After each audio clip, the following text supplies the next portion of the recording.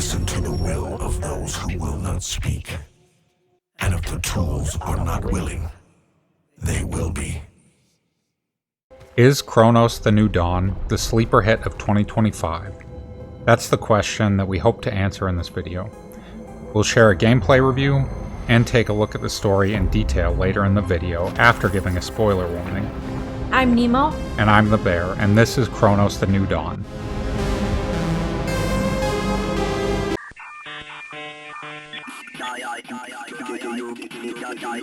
The first game that we played from Bloober Team was the Silent Hill 2 remake in 2024. We were both huge fans of the Silent Hill series, so we gave it a try, and we liked it quite a bit. I think Bloober Team did an excellent job with that game. We were excited to see about a month or two after we played that Cronos the New Dawn was being produced by Bloober Team. So we decided to give it a try, and here are our thoughts on the gameplay. At its core, Cronos is a modern take on the classic survival horror genre. Limited resources, inventory management, exploration, documents in the environment, and even backtracking. It is all here.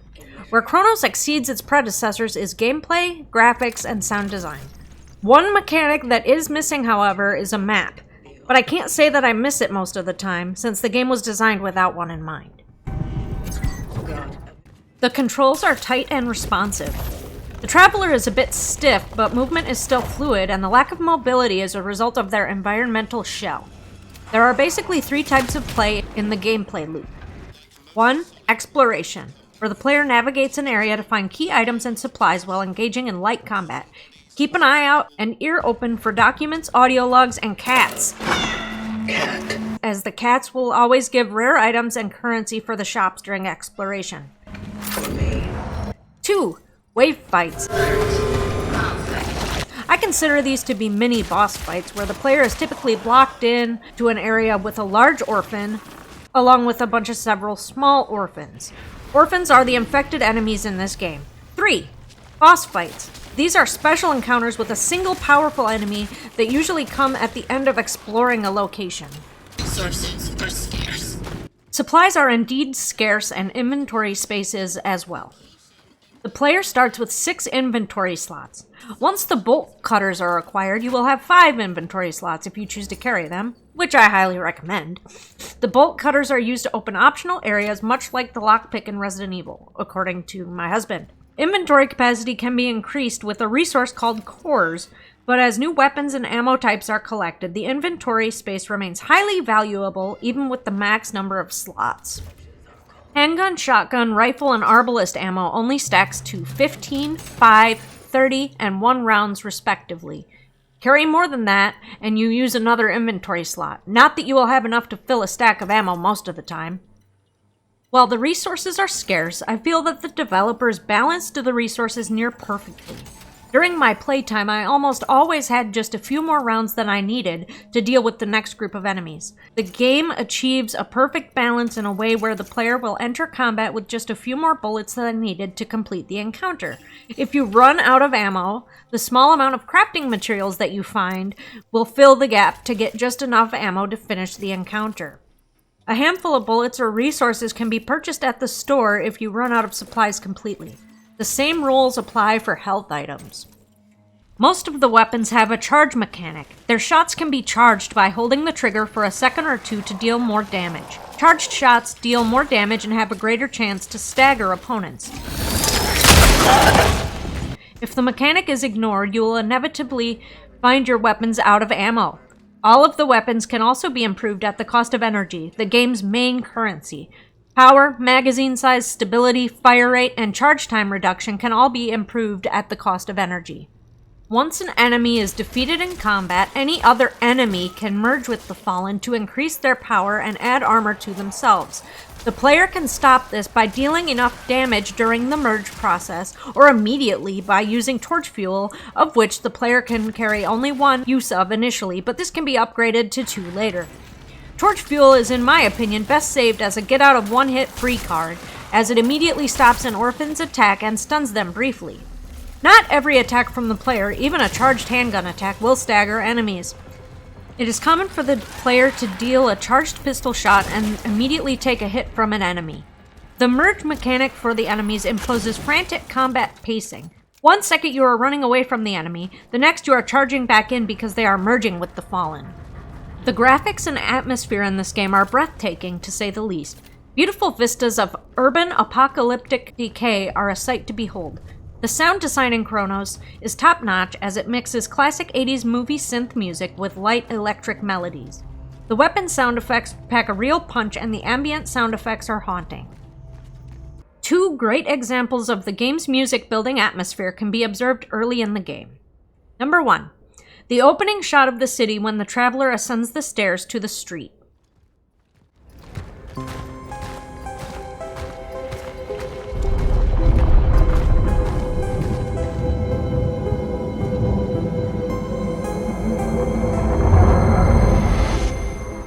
Two, first exterior shot of the apartment building. In sight.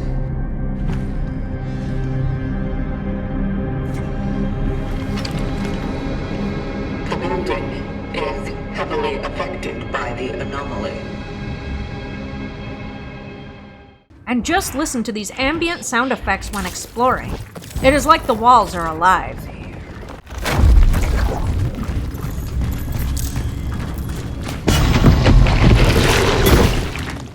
Lastly, here are a few early game encounters. Listen to the deep punch of the guns and the sound effects from the orphans.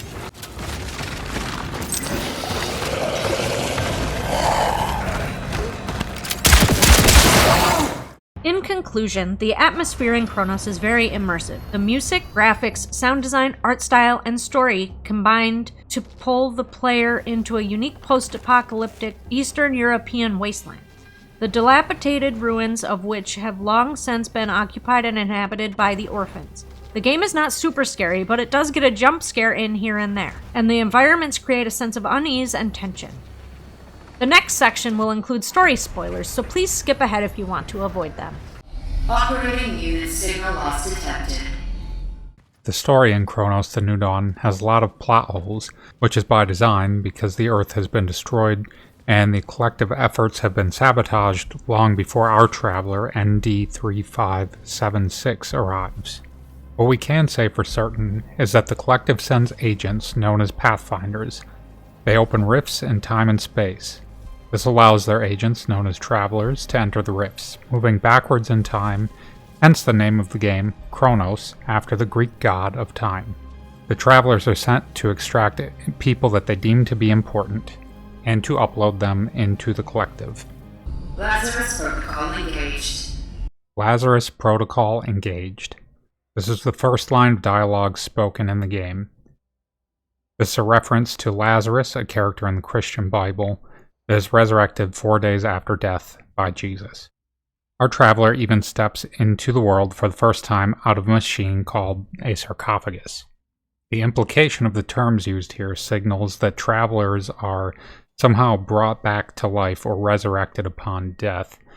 This is likely a reference to all of the people extracted by the travelers being in some way resurrected, perhaps essentially as individuals or as some sort of collective combination of the extracted essences. By the time our traveler, ND3576, arrives on the scene, the ascension process on Earth is broken. If the ascension process was working as intended, I believe that the Lazarus Protocol is resurrecting into the traveler's suits, or their shells. Essentially, this would be combining essences of multiple people and distilling them into the suits.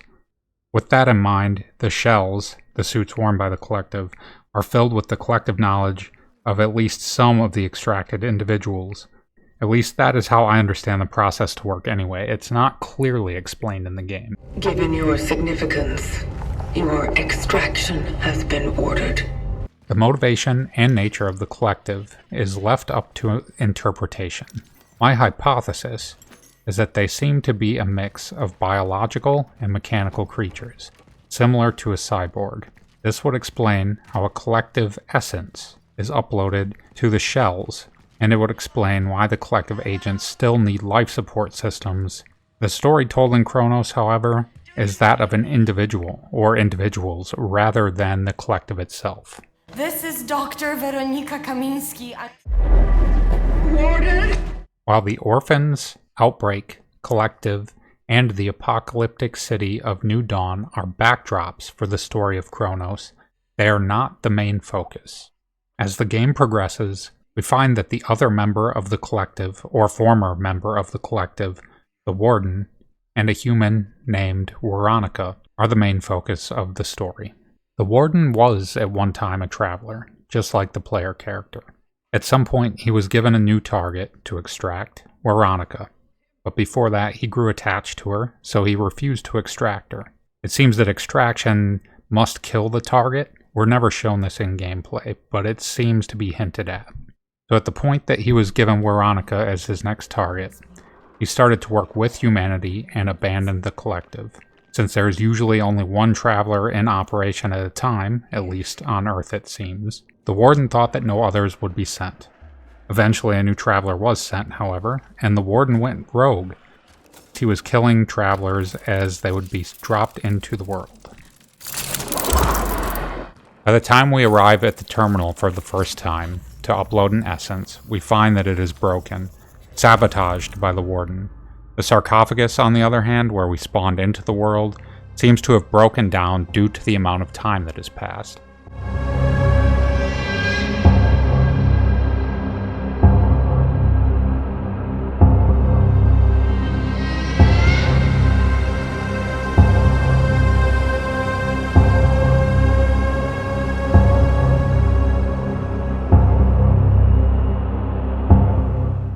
Later in the story, we find that the Warden, once he abandoned the Collective, was doing whatever he could to save whatever Veronica once was.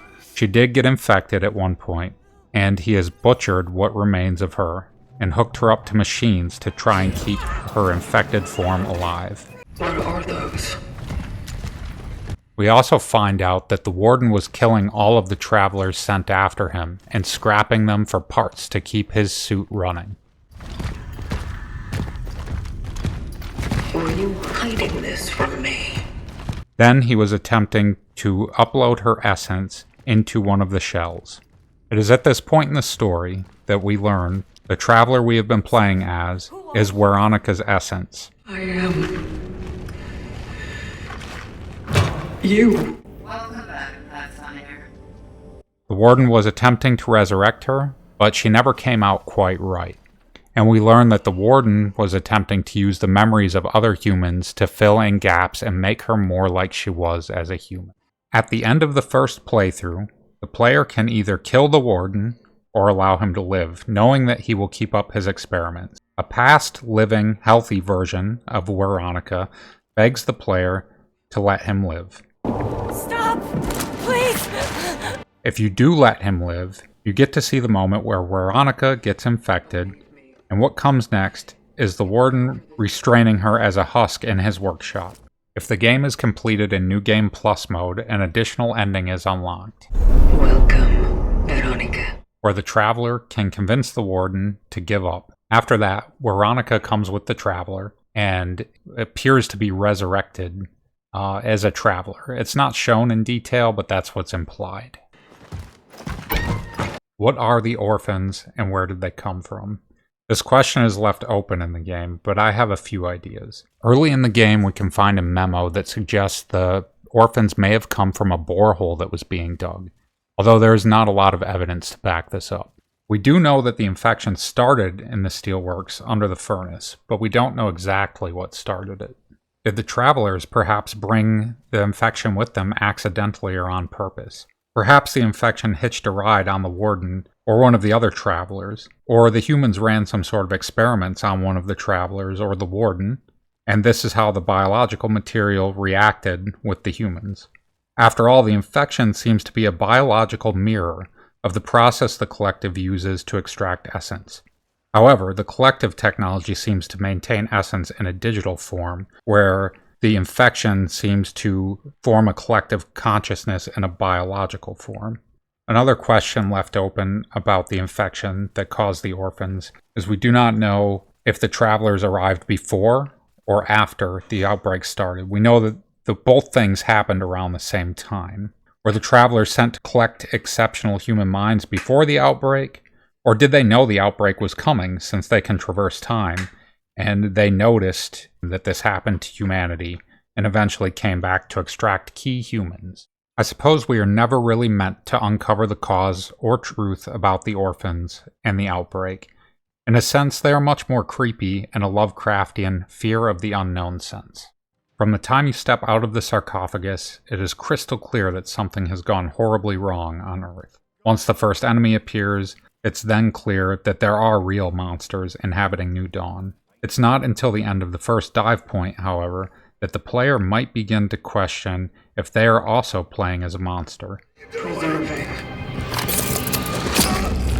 Much like the orphans assimilate humans into a biomass of abominations, the collective extracts a person's essence and uploads it to the collective consciousness. Is this not monstrous?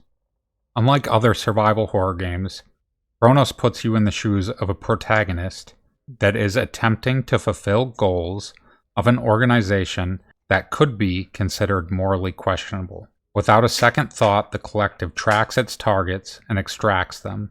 Based on the gameplay, we can assume that extraction leaves a mere shell of a human left in its wake, the important parts stowed away in the essence. This seems to be the reason that the Warden abandoned the collective. He grew attached to Veronica, and once she was his next target, he refused to extract her. The Warden is a spectacular villain with complex motivations. Magnificent, don't you think? He sees the beauty in humanity, so much so that he abandons his primary mission to stop the monster that he works for. The failing of his character, however, is that he cannot see that he himself becomes a monster by not only experimenting on Veronica, but butchering other travelers to keep himself alive. The Warden's intentions are pure, but his methods are barbaric. The story overall is a great example of irony. The Warden grows attached to Veronica and admires humanity overall. He admires humanity so much that he does aspire to be human, essentially. That said, he does not truly understand humanity. The Warden did, however, conclude something that I think we should all take to heart, even though his actions were troubling. The quote specifically I'm referring to goes as follows. The Traveler says to the Warden, "You are wasting time." The Warden responds, "Wasting. To waste something you barely have. Isn't it something grand? When can you value the time you've been given the most, if not here and now?" In conclusion, Cronos is an excellent game and deserves more attention than it gets. You should definitely give it a try. The game does ask some important questions. How far would you go to save something or someone you love? And at what point does it become morally questionable? What does it mean to be human? If you have played this game, please tell us about your experience in the comments. If you plan to play this game, please let us know. Please subscribe if you like what we are doing with the channel. We will catch you all in the next one. Now get out there and waste some time. Thanks for watching.